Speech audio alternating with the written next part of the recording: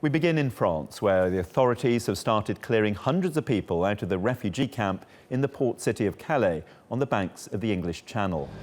Let's take you to the latest scenes from the camp now. Several dozen people have already been put on buses and driven away. They'll be taken to one of 160 centres across France, which will be processing them. So far, most refugees appear to be prepared to leave peacefully, but some are vowing to resist, and they're being supported by a number of activists.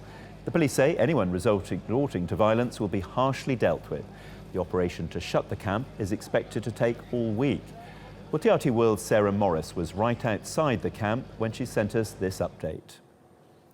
Well, this is the queue to one of the marshalling points here on the outskirts of the Calais camp, and these migrants who are lining up are waiting to get on buses to be taken to one of the various other camps that are being set up around France, and it's there that they can continue their asylum-seeking process. Now, these ones are leaving very willingly this morning. In fact, some of them have been here since before the sun came up, but there are other migrants among the camp who say they are not going anywhere. They don't want to be resettled in France. They want to live in the UK. Now, so far it's been very peaceful here on the outskirts of the Calais camp, but there are over 1,200 police here in case there is some violence, particularly from those people who don't want to move on, or from anarchist groups posing as charities that are said to have infiltrated the camp. Now, the migrants I've spoken to this morning who do want to leave this camp say that the reason they're leaving, number one, is because they can't face another winter in the squalid conditions of this camp. There's very little in terms of housing. Most of them live in tents.